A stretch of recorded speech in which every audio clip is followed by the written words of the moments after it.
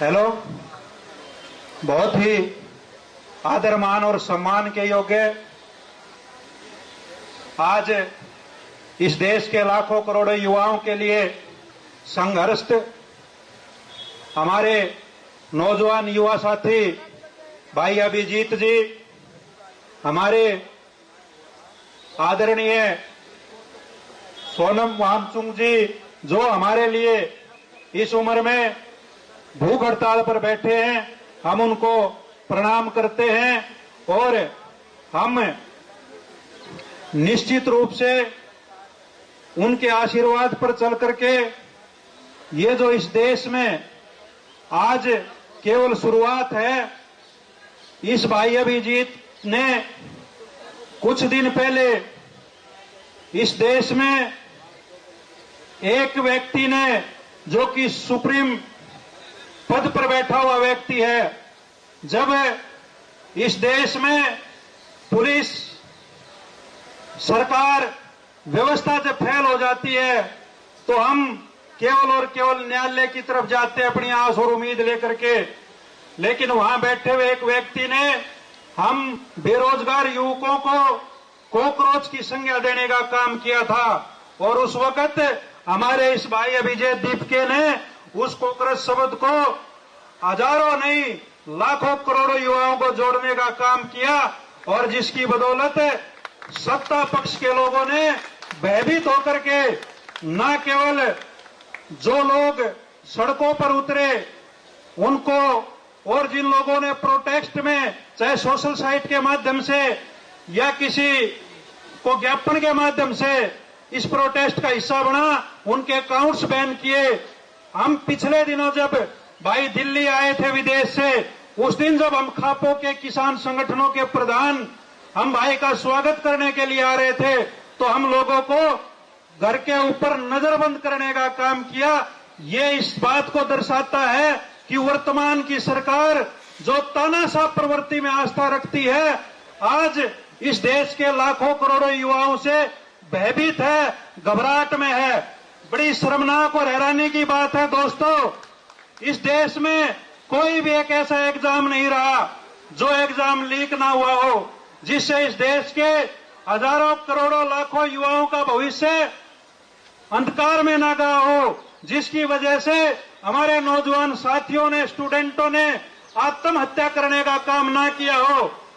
सरकार ने वहां के मंत्री और उस विभाग के अधिकारियों को बर्खास्त करने की बजाय जिन लोगों ने इसके खिलाफ आवाज उठाने का काम किया, उन लोगों के ऊपर लाठियां बांधने का काम किया। ये इन लोगों ने सरेआम लोकतंत्र की हत्या करने का काम किया। दोस्तों और नौजवान साथियों, पेपर दो जगह से लीक होता है, एक जहां पेपर बनाया जाता है वहां से, एक जहां पेपर छपता है वहां से। इस देश में वर्तमान जो शासन है ये केवल और केवल तानाशाह प्रवृत्ति में आस्था रखते हैं। हमारे बुजुर्गों ने, हमने कहानियां पढ़ी है मुगलों की, अंग्रेजों की। इस देश में जब मुगलों का और अंग्रेजों का शासन था उस वक्त ना कहीं दलील सुनी जाया करती थी, ना कहीं कोई अपील हुआ करती थी, ना कहीं कोई फरियाद हुआ करती थी। आज ठीक वही हालात मौजूदा इस देश में हो रहे हैं। इस देश के शासन को हजारों लाखों युवाओं ने, या जो कॉकरोचों की बेरोजगारों को संज्ञा देते थे, आज इस देश में हर घर में कॉकरोच पैदा है और आने वाले समय में ये कॉकरोच इस देश के इस तानाशाह को बदलने के लिए अहम भूमिका निभाने का काम करेंगे। आज लिख करके ले लेना। दोस्तों और नौजवान साथियों, पहले की सरकारें हमने देखी, जहां जिस विभाग में जिस मंत्री के द्वारा जिस अधिकारी पर अगर कोई आरोप लगाया जाया करता था तो तुरंत प्रभाव से उसके ऊपर कार्रवाई हुआ करती थी। लेकिन मौजूदा परिस्थितियों में यहां कार्रवाई न होने की बजाय उनको प्रमोशन दिए जाते हैं। इस सरकार का एक नियम है, ये जो लोग सरकार चला रहे हैं, कि इस सरकार में जो जितने बड़े भ्रष्टाचार करेगा, जितने बड़े घपले और घोटाले करेगा, जितने बड़े युवाओं पर, इस आम जनमानस पर अत्याचार करेगा, उसको उतने बड़े ज्यादा पद से नवाजने का काम करेंगे। इससे आप अंदाजा लगा सकते हो कि यह देश अघोषित इमरजेंसी में जी रहा है। दोस्तों, हम हरियाणा प्रदेश से आते हैं। मैं आपको हरियाणा प्रदेश के 2 उदाहरण दूंगा। आप लोगों ने सोशल मीडिया पर सुना होगा, देखा भी होगा। आसी जिले के अंदर हमारे जो आपके दिल्ली से 100 किलोमीटर दूर पड़ता है, वह चैनित गांव है। और वो चैनित गांव पूरा का पूरा गांव आज 40 दिन से अनशन पर बैठा हुआ है, भूख हड़ताल पर बैठा हुआ है, केवल और केवल पीने के पानी के लिए। लेकिन सरकार उनको पीने का पानी देने की बजाय उन पर लाठियां बांधने का काम कर रही है, उनके ऊपर मुकदमे दर्ज करने का काम कर रही है। और वहां जैसे आप सोशल साइट के नौजवान साथी जो गोदी मीडिया से जो खबर नहीं दिखाती, लेकिन आप जो लोग हर घर की आवाज बने हो, ऐसे ही वहां कुछ पत्रकार साथी थे, यूट्यूबर थे, उन लोगों ने उनकी आवाज उठाई। केवल पीने के पानी मांग रहे उन लोगों ने कोई इस देश के प्रधानमंत्री से सियासत नहीं मांगा, पानी मांगा था, तो उनके बैन कर दिए। उसके उपरांत एक मनीषा हत्याकांड हुआ था, जिसमें भाजपा और कांग्रेस के लोगों के द्वारा उस लड़की का अपहरण करके हत्या की गई थी। उसका परिवार भी आज न्याय के लिए दर दर की ठोकरें खा रहा है। उनको न्याय देने के बजाय जो भी सामाजिक संगठन, खाप पंचायत या दूसरे संगठन उनकी मदद करते हैं, उनके ऊपर मुकदमे दर्ज करते हैं। इससे आप अंदाजा लगा सकते हो कि ये किस प्रकार से, और जब अति हो जाती है किसी भी चीज की तो निश्चित रूप से उनका खात्मा होता है।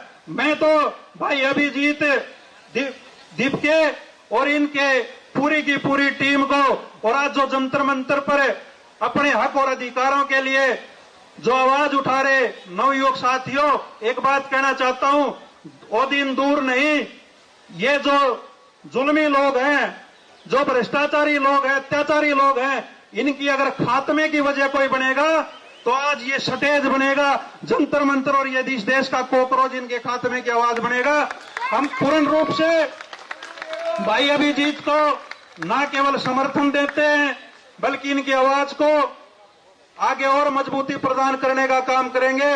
और भाई हमें जिस किसी भी वक्त आधी रात को हमारे को जो जिम्मेवारी देगा, हम उसको बखूबी से निभाने का काम करेंगे। और 1 हफ्ते के अंदर हम फिर से यहाँ पर सैकड़ों युवाओं के साथ जंतर मंतर पर अपनी हाजिरी देने का काम करेंगे, भाई का हौसला और हिम्मत बढ़ाने का काम करेंगे। और मैं भाई को बधाई देता हूं कि आप इसी हौसले के साथ, हिम्मत और जुनून के साथ लगे रहना। ये धर्मेंद्र प्रधान तो क्या, अगर आप ऐसे ही लगे रहे तो इस देश का प्रधानमंत्री को भी न केवल इस्तीफा देना पड़ेगा, न केवल त्याग पत्र देना पड़ेगा, वो दिन दूर नहीं, ये देश का प्रधानमंत्री भाग के भी जाएगा।